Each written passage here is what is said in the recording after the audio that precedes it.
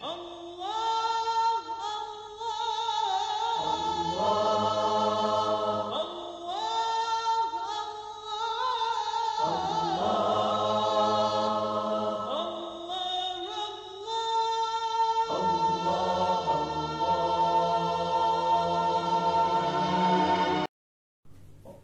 باللہ من الشیطان الرجیم بسم اللہ الرحمن الرحیم۔ محترم ناظرین، السلام علیکم۔ پھر میں آپ کے درمیان بے لطف پروردگار اور آپ کے دعاؤں کے سائے میں حاضر ہوا ہوں۔ کل کی بحث اگر ذہن میں ہو تو کل گفتگو ہو رہی تھی کہ کتنی نمازیں واجب ہیں۔ آج گفتگو کا آگے بڑھاؤں تو یہ نماز پڑھنے کے لیے قبلے کا تعین ضروری ہے۔ جو لوگ مکے میں ہوں ان کے لیے لازم ہے کہ وہ خانہ کعبہ کے سمت اپنا رخ کر کے نماز ادا کرے، اور جو لوگ مکے سے دور ہیں وہ صرف اس سمت کا تعین کر لیں کہ عرفاً لوگ کہہ سکیں کہ قبلے کی طرف رخ ہے تو کافی ہے، اور اس رخ کی طرف چہرہ کر کے نماز کو پڑھا جائے۔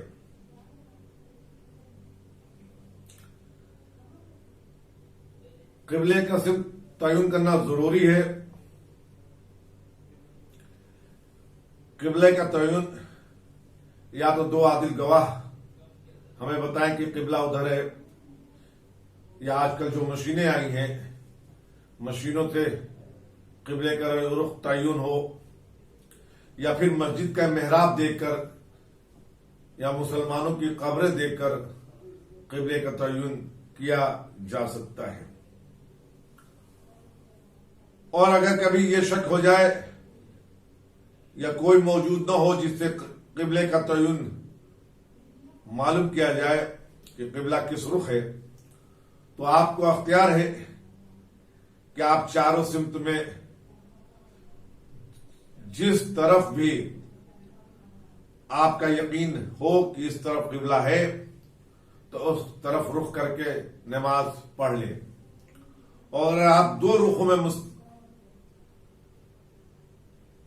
یہ آپ پتہ کر سکیں کہ اس رخ میں ہے یا اس رخ میں، دو رخ آپ کو یقین ہو جائے کہ ادھر قبلہ نہیں ہے، دو طرف آپ اگر شک کریں کہ ادھر قبلہ ہے تو آپ دونوں طرف رخ کر کے نماز پڑھیں۔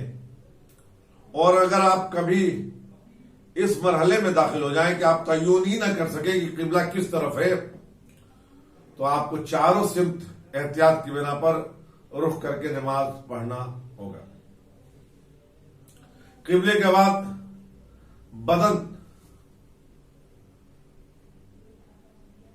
بدن کا پاک ہونا ضروری ہے، اور ضروری ہے کہ مرد اپنی عورتین کو ڈھک لے، چھپا لے، اور عورتین چھپا چکا ہے تو اس کی نماز صحیح ہے۔ لیکن عورتوں کے لیے کوئی دیکھے یا نہ دیکھے سر سے پیر تک چھپانا واجب ہے۔ لباس کے لیے کچھ شرائط ہیں کہ جس لباس میں نماز پڑھی جائے وہ پاک ہو، یعنی نجس نہ ہو، مباح ہو یعنی غصبی نہ ہو، مردار کے اجزاء سے نہ بنا ہو، حرام گوشت کے جانور کا اجزاء اس میں نہ لگا ہو، اور مرد کا لباس خالص ریشم یا سونے کے تاروں کا بنا ہوا نہ ہو۔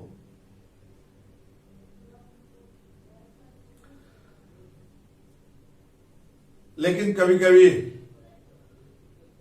کچھ لباس کی نجاستوں کے بعد بھی نماز پڑھی جا سکتی ہے، وہ ہے کہ اگر جسم میں کوئی پھنسی ہو یا کوئی زخم ہو اور اس کا خون جسم یا لباس میں لگا ہو تو اس پہ نماز پڑھی جا سکتی ہے، لیکن وہ خون 1 درہم جو 1 انگوٹھے کے برابر ہوتا ہے، سارے خون جو آپ کے بدن پہ یا لباس پہ لگا ہو وہ 1 درہم سے زیادہ نہ ہو تو اس میں نماز پڑھی جا سکتی ہے۔ یا نماز پڑھنے کے بعد معلوم ہو کہ جس لباس پہ نماز پڑھی گئی ہے وہ لباس نجس تھا تو کوئی مسئلہ نہیں ہے، لباس نجس ہونے کے باوجود بھی آپ کا نماز صحیح ہے۔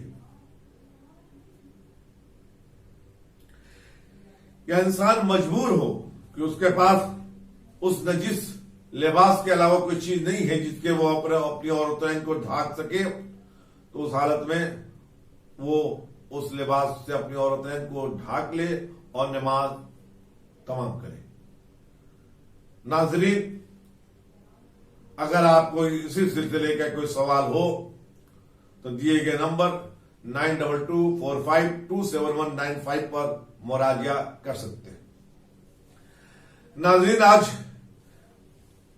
میں آپ کا وقت تھوڑا اور لوں گا، چونکہ آپ کو معلوم ہے کہ آج شب 10 ہے اور آج وفات ام المومنین بی بی خدیجہ کی شب ہے، تو مناسب ہے کہ چند جملے اس بی بی کے شایان شان آپ کی خدمت میں عرض کر سکوں۔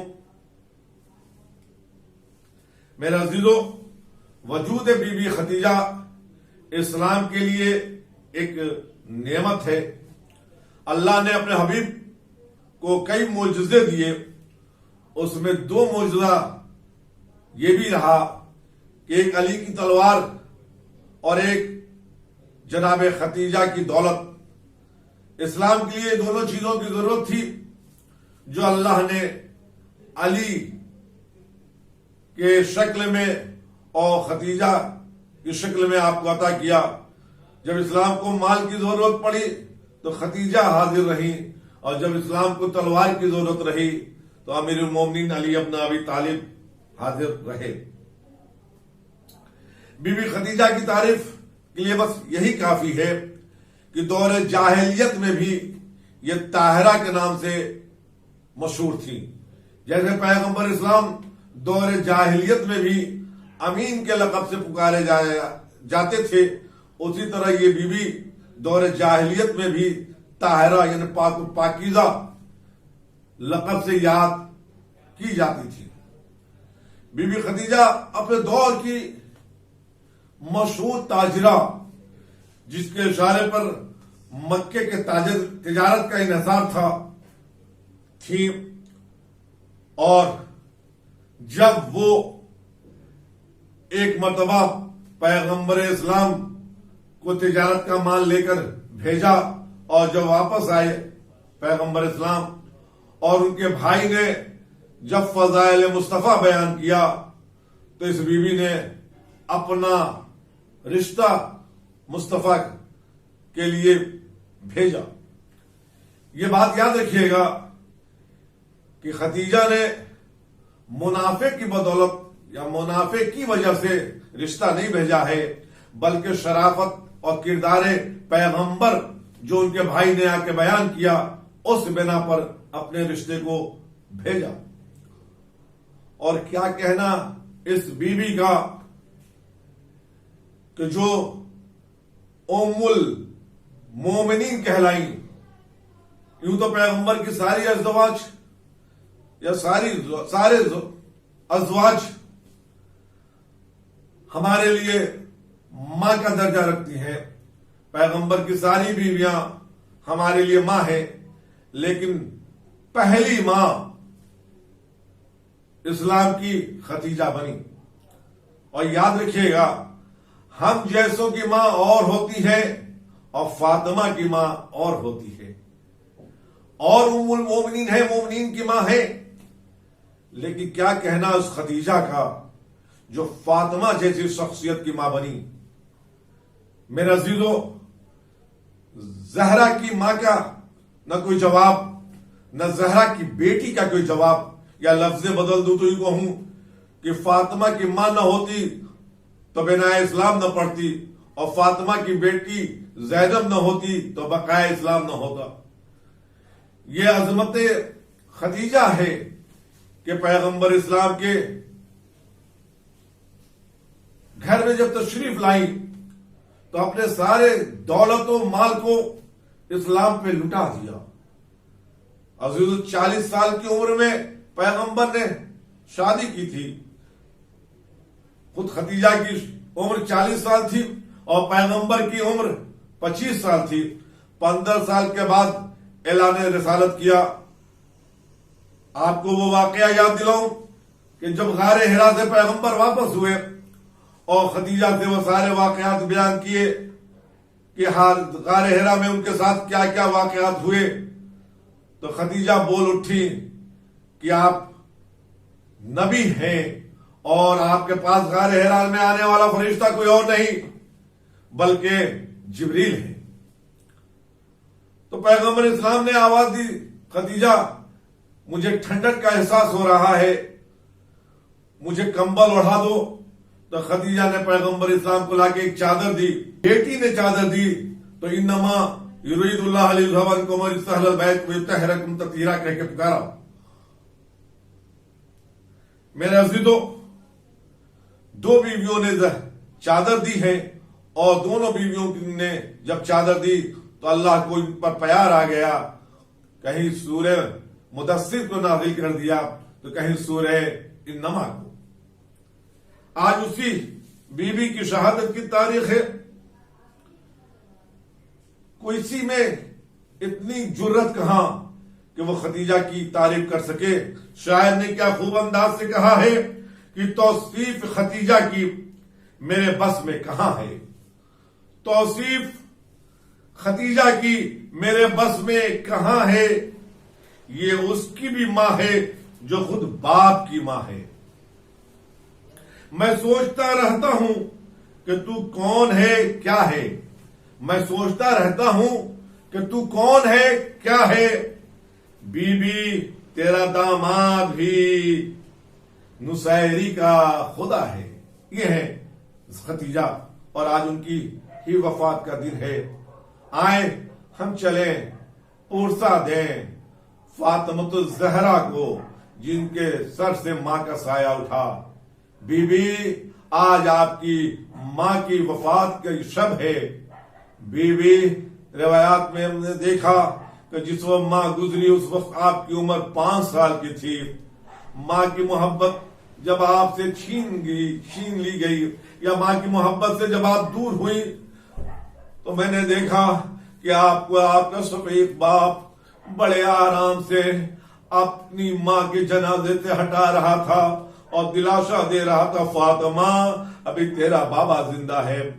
بڑے پیار سے رسول نے آپ کو آپ کی ماں سے جنازے سے الگ کیا، لیکن بی بی کربلا میں آپ کی پوتی تھی جو اپنے باپ کے جنازے سے لپٹ کے رو رہی تھی، تو اسے کوئی دلاسا دے کے جنازے سے ہٹانے والا نہ تھا۔ ہاں، شیور نے وہ بے ادبی کی تھی کہ سکینہ کو یہ کہنا پڑا، بابا آپ کے جنازے پہ آنے پہ مجھے تازیانے مارے گئے، مجھے تماچے مارے گئے۔ عزیزان نے گرامی، عزاداران امام حسین، آج زہرا کو پرسا دینا ہے ان کی ماں کا، رسول اللہ کو پرسا دینا ہے ان کی زوجہ کا۔ یا رسول اللہ، ہم آپ کے دربار میں حاضر ہوئے ہیں یہ کہتے ہوئے کہ آپ کو آپ کی زوجہ کے انتقال کی تسلیت عرض کر رہے ہیں، لیکن کربلا میں کوئی نہ تھا جو حسین کی شہادت کی تسلیت عرض